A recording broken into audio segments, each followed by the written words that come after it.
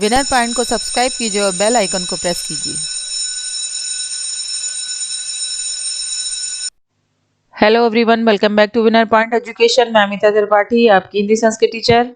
आज मैं आपके लिए क्लास 10 सीबीएसई बोर्ड काव्य भाग से पार्ट 2 लेकर आई हूँ, जिसका शीर्षक है परशुराम, राम लक्ष्मण परशुराम संवाद, जिसके कवि हैं तुलसीदास। इससे पहले मैंने आपको राम लक्ष्मण परशुराम संवाद का भाग 1 दिया था। आज भाग 2 मैं आपको अवगत कराऊंगी। और वीडियो प्रारंभ करने से पहले मैं आपसे अनुरोध करती हूँ, यदि आपने अभी तक मेरे चैनल को सब्सक्राइब नहीं किया है, यदि आप मेरे चैनल पर नए हैं तो तुरंत सब्सक्राइब कर दीजिए।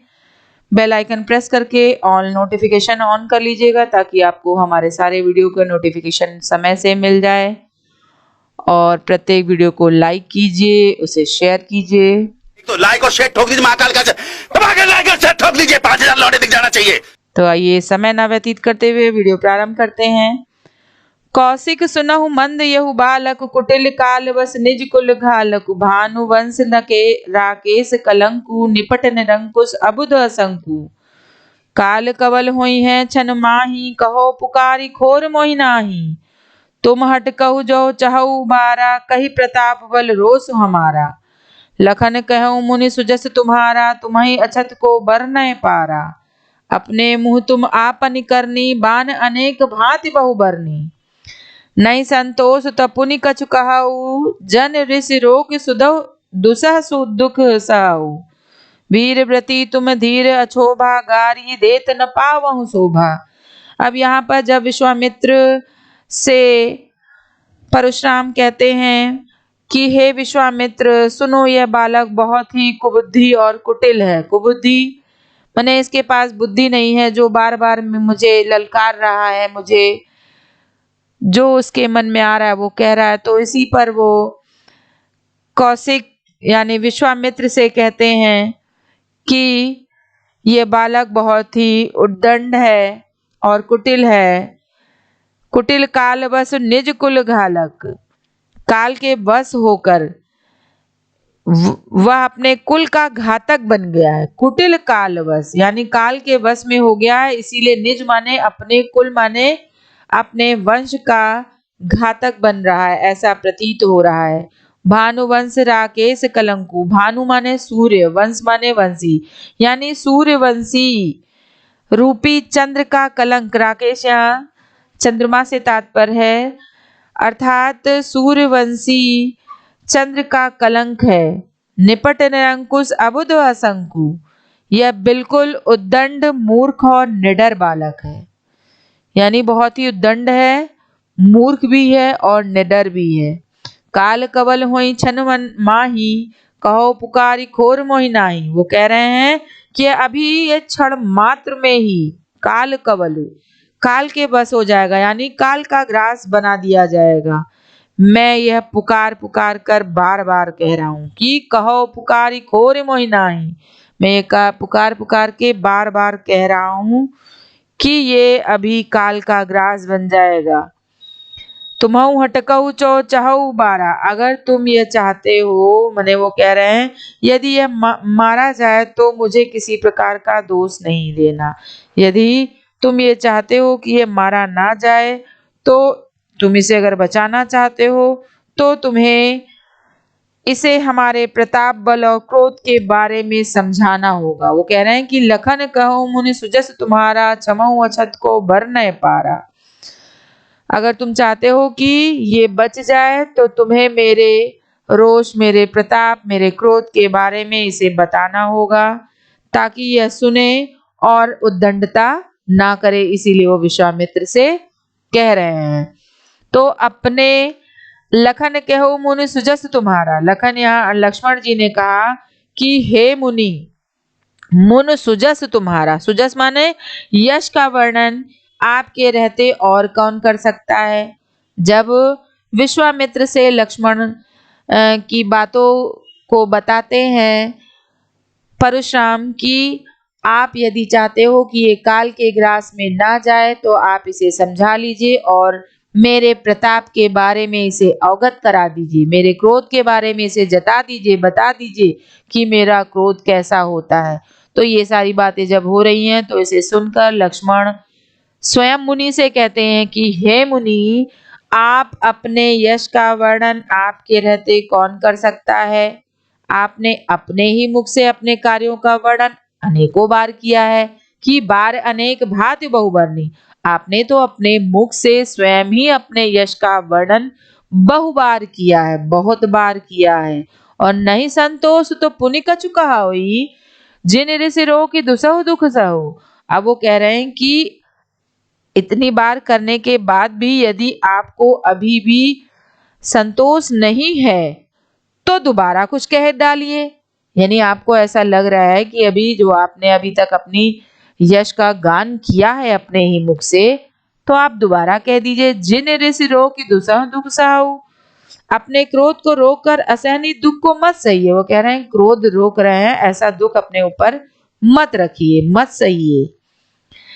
वीर व्रती तुम धीर अछोभा, गारी देत न पावहु शोभा। लक्ष्मण परशुराम से कहते हैं कि आप अपने दुख को मत सहिए, यानी जो आपने क्रोध को रोक रखा है उस असहनीय दुख को मत सहिए। आप वीरता के व्रत को धारण करने वाले हैं कि वीर व्रती तुम धीर अछोभा। आप वीरता के व्रत को धारण करने वाले हैं। धैर्यवान और जो संताप आपके अंदर है, जो शांत भाव है, उस स्वभाव के हैं, तो गाली देना आपको शोभा नहीं देता है कि वीर व्रती तुम धीर अछोभा। आप वीरता के व्रत को धारण करने वाले हैं, धैर्यवान और शांत स्वभाव के हैं, तो गाली देना आपको कदापि शोभायमान नहीं होता है। आगे कहते हैं, सूर समर करनी करही, कहीं न जाना वही आप, और विद्यमान रन पाई रिपु कायर कथई प्रताप। कह रहे हैं लक्ष्मण कि सूरवीर युद्ध में अपनी शूर वीरता किसके द्वारा दिखाते हैं? कार्य करके अपना परिचय देते हैं कि सूर समर करनी करही। कार्य करके ही अपने प्रताप को, अपनी प्रताप यानी अपने वीरता को वहां पर अपने वीरता का परिचय देते हैं।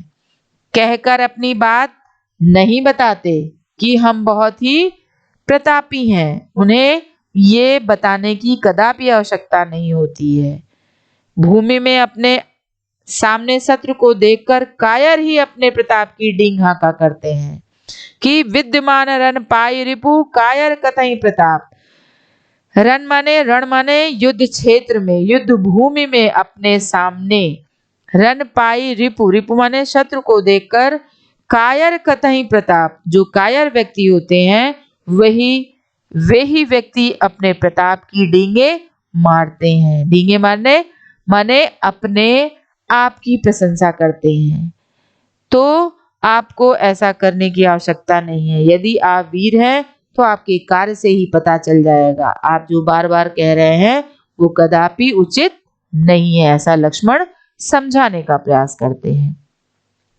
आगे देखिएगा, तुम तो कालू हाक जनु लावा, बार बार मोहि लागी बुलावा। सुनत लखन के बचन कठोरा, परस सुधार धरऊ कर घोरा। अब जन देई दोष मोहि लोगु, कटुबादी बालक भद जोगु। बाल बिलोक बहुत मैं बाचा, अब यहू मर निहार भा साचा।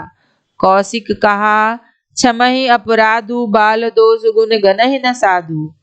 खर कुठार मैं अकरुण को ही, आगे अपराध गुरु दोही।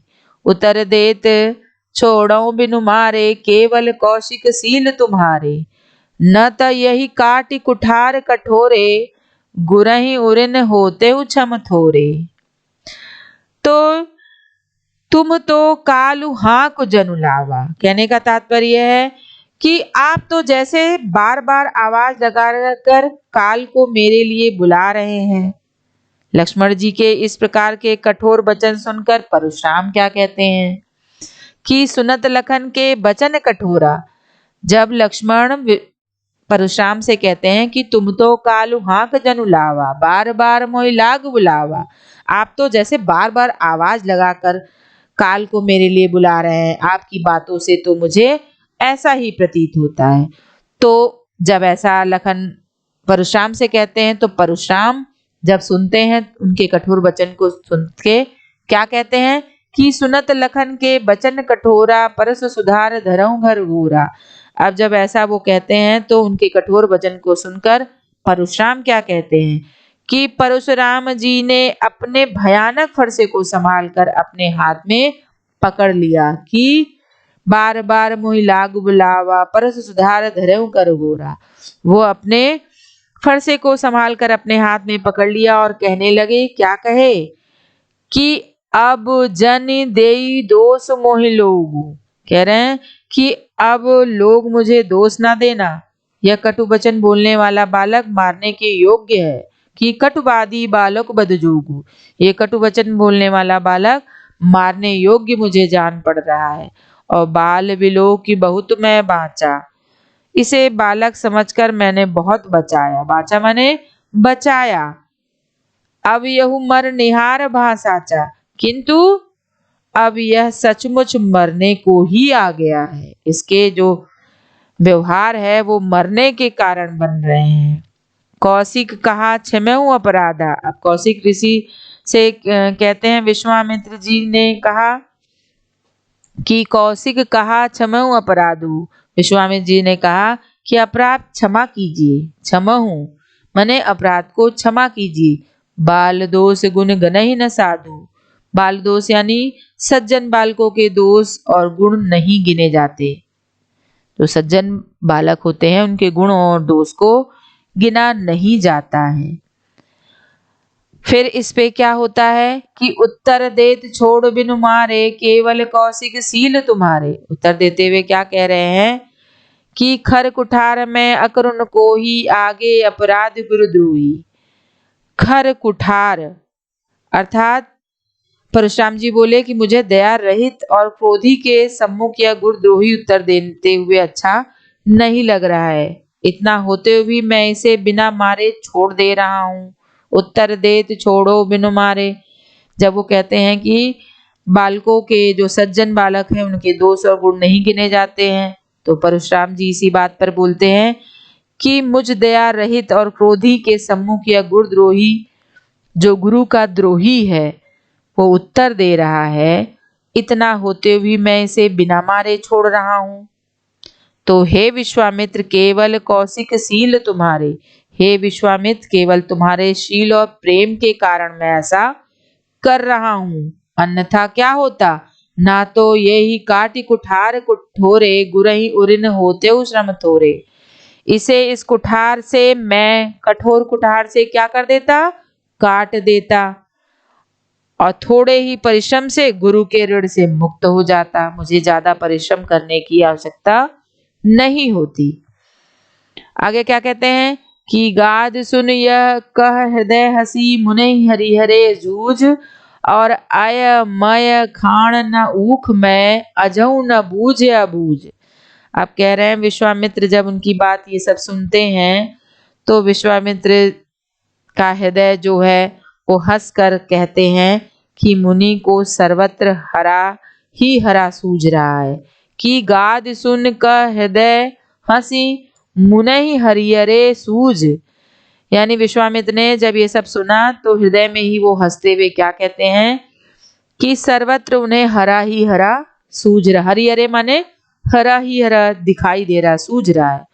वह सर्वत्र विजयी होने के कारण राम लक्ष्मण को भी साधारण क्षत्रिय ही समझ रहे हैं। मैंने उनके कहने का तात्पर्य अभी तक उन्होंने सब जगह विजय ही हासिल की तो उन्हें हरिहरा ही सब तरफ नजर आ रहा है और राम लक्ष्मण को भी साधारण क्षत्रिय ही समझ रहे हैं। किंतु आय मैं खाण न ऊख मैं अजऊ न बूझ अबूझ। कहने का तात्पर्य है किंतु राम लक्ष्मण भी क्षत्रिय साधारण नहीं है। यह लोहे से बनी हुई हाण है कि अयमय खाण न ऊख में। यह कोई ऐसी हाण नहीं जो मुंह में लेते ही पिघल जाएगी। यानी ऐसा लोहा नहीं है कि मुंह में लिया और पिघल गया। खेद है हे मुनि, अब भी ना समझ है, इनके प्रभाव को कोई समझ नहीं रहा है। तो तुलसीदास जी यही कहते हैं कि अभी तक इन्हें समझ नहीं आया, अजहु न बूझ अबूझ। उन्हें लग रहा है कि साधारण सी लोहा है जिसे वो मुंह में रखेंगे और वो पिघल जाएगा। तो विश्वामित्र के इस वचन को सुनकर परशुराम सोच में पड़ जाते हैं। क्या होता है आगे देखिएगा। कहऊ लखन पुनि मुनिशील तुम्हारा, को नहीं जान विदित संसारा। मातु पितई उरिन भैनी के, गुरु न रहा सोच बड़ जी के। और सो जनु हमरे ही माथे काढ़ा, दिन चले गए ब्याज बड़ बाड़ा। अब आनिए व्यवहारिये बोली, तुरत देहु मैं थैली खोली। सुनि कटु वचन कुठार सुधारा, हाय हाय हाय सब सभा पुकारा। भृगु वर परसु दिखावहु मोहि, विप्र विचारि बचौ नृप दोहि। मिले न कबहु सुभट रन गाढ़े, द्विज देवता घरहि के बाढ़े। अनुचित कई सब लोग पुकारे, रघुपति सह नहीं लखन निवारे। तो कहऊ लखन मुनिशील तुम्हारा। राम लक्ष्मण परशुराम संवाद में आगे क्या होता है कि लक्ष्मण जी ने कहा, हे मुनि श्रेष्ठ, मुनिशील सो तुम्हारा। हे मुनि श्रेष्ठ, आपके सील को कौन नहीं जानता, कि को नहीं जान विदित संसारा। इस संसार में ऐसा कौन है जो आपके शील स्वभाव को नहीं जानता। मातहि पितहि उरन भैनी के, गुरु न रहा सोच बड़ जी के। आप माता पिता के ऋण से तो अच्छी तरह मुक्त हो गए हैं, कि माता ही पिता ही उऋण भैनी के। माता पिता के ऋण से तो अच्छी तरह मुक्त हो गए हैं, अब गुरु ऋण शेष रहा है, कि गुरु ऋण रहा सोच बड़ जी के। अब आप गुरु ऋण आपके पास शेष रह गया है, जिसकी सोच ने आपके मन को बहुत व्याकुल कर रखा है।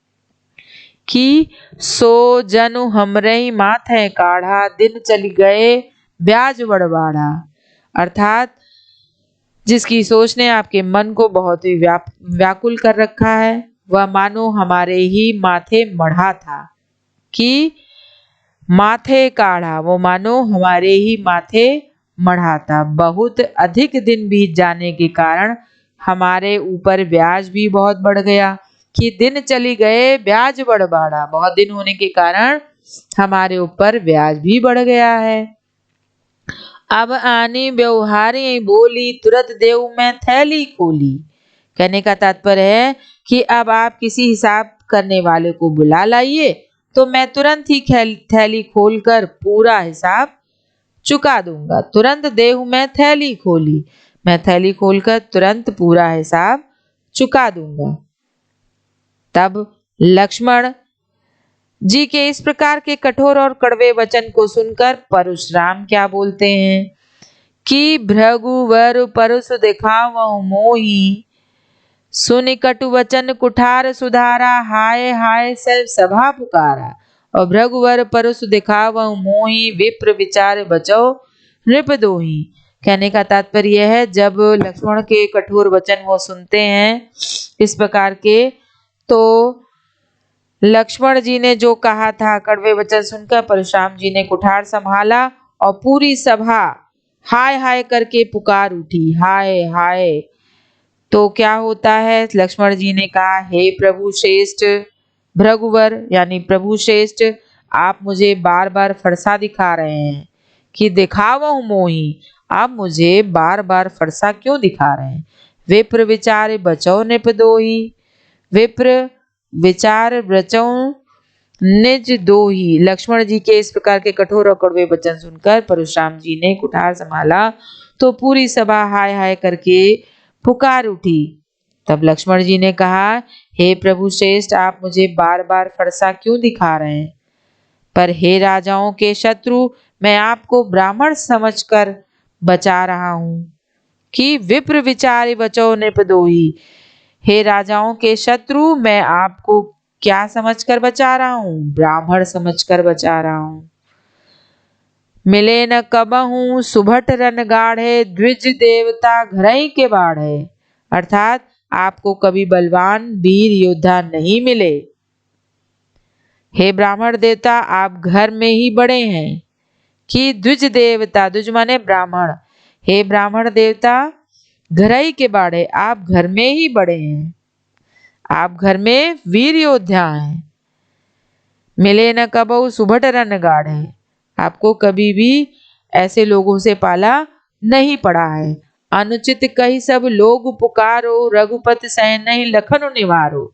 अर्थात यह सुनकर सभा में उपस्थित सभी लोग कहने लगे, यह अनुचित है, यह अनुचित है।